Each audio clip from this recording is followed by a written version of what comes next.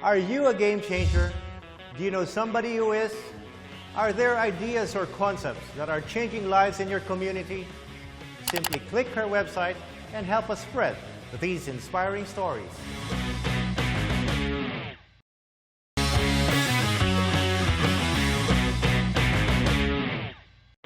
Time sure flies when you're having fun. I can't believe we've shown a season's worth of shows already here on Game Changer, bringing to you some of the most inspiring stories and amazing innovations. And we can't be prouder with your response. Here's a look at some of the most popular Game Changer stories, from locally made gizmos and apps to Filipinos changing the game in the world stage. So where and how to start a show called Game Changer? We went to the heart of the matter, a game-changing technology like a solar power plant on Negros Island, transforming the lives of Angel Torreña and her family that needed that most basic necessity, electricity. Things like that, a simple light bulb has made a big difference in the way they live. With such a wide berth on topics, we kinda went for variety.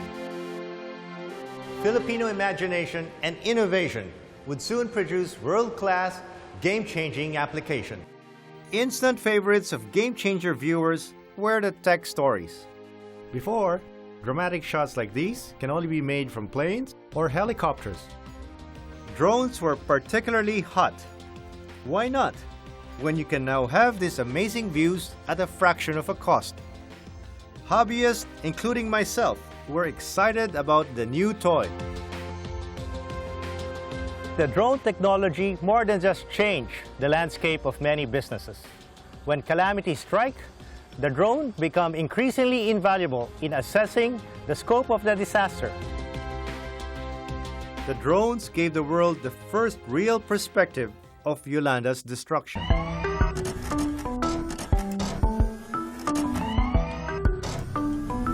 Robots used to be just props in futuristic movies. But not all the high-tech toys flew in from abroad. Our viewers were more fascinated with homegrown gizmos, like these champion robots made by students in a small school in Bulacan. Actually, the kids were more amazing. Our inventions can help because it can change not everything, but it can change something. The episodes were a tribute to Filipino ingenuity. Who else but Filipinos could think of a better way to slosh through narrow, flooded streets in a salamander? There's the salamander's older brother called the Rescue Boy, a favorite in flood-prone barangays in northern Metro Manila. Gusto namin parang bigyan ng pride ang taga-Pilipinas or tayo mga Pinoy na parang makagawa tayo ng international product na pwedeng lumabas ng Pilipinas. Our vision talaga pwede sa makatulong ng ibang tao. And in the land of Carmageddon and Carpocalypse, necessity is truly the mother of invention. Technologies like CCTVs and central monitoring systems are being retooled for only one thing: to do something about the hellish traffic. Game Changer visited barangay halls, city halls, and the MMDA's metro base where people are glued to screens, fed by CCTVs posted in strategic locations. Kung halimbawa naman may nakita sa CCTV, kami naman yung nagbabato ng information doon naman sa enforcers na sa field.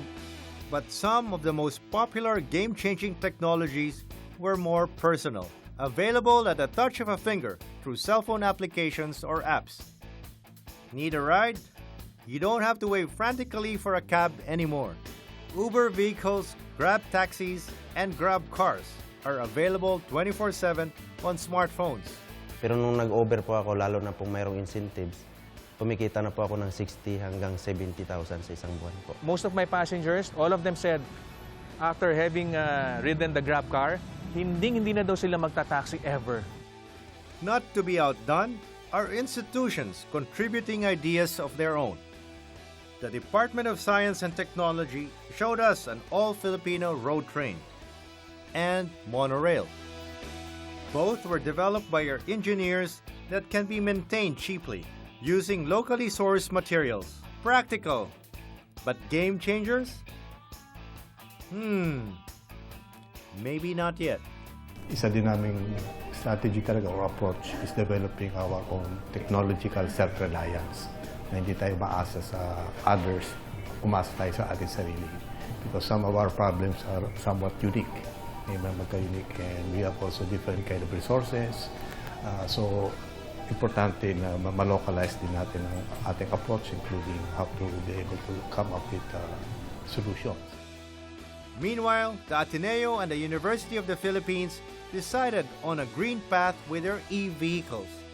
In the future, gusto ko rin makita na charge to a solar charging station. So you can imagine, halos libre na yung energy niya. So that's like the complete loop ng green transportation. Private companies are following suit. We featured Lexus' powerful hybrid SUV and BYD's 50 km per liter Chin.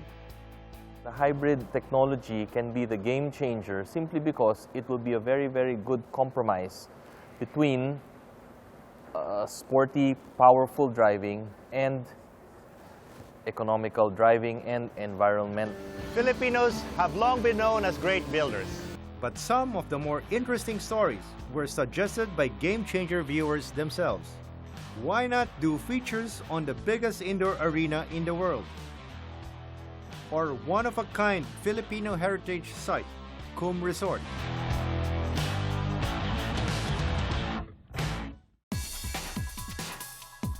There are no limits what a man can do with a 3D printer. In the future, we'd be able to produce things we need right in our own home. A fan wrote in and wanted to know more about 3D printing. And we obliged.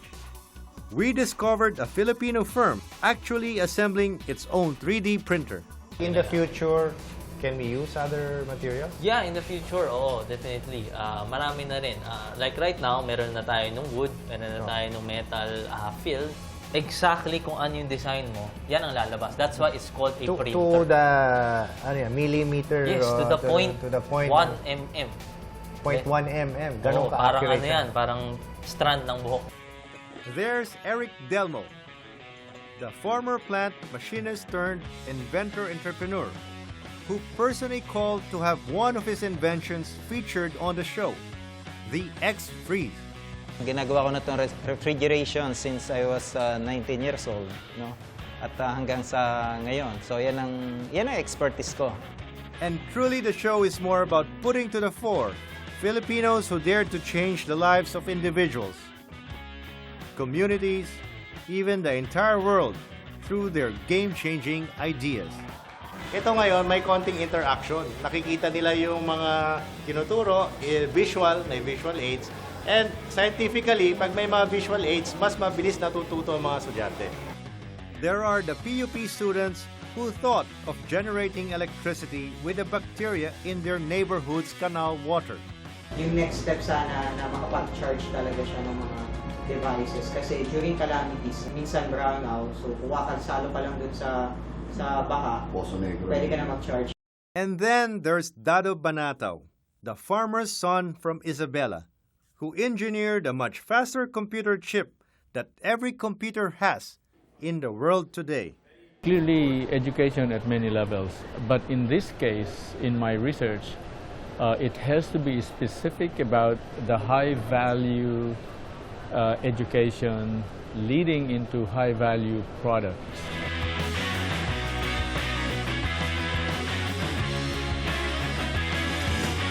All season long, we've tried to stay within the show's self-imposed parameters on what really are game-changing stories. It was harder than we thought. We found out that there are as many game-changing stories as there are lives and communities to change. But we promise to continue to seek more of them in our future episodes, so that perhaps we can inspire you or maybe make you ponder a little and appreciate what truly is a game changer. Before I go, remember, anything, any idea, anybody can be a game changer. Are you?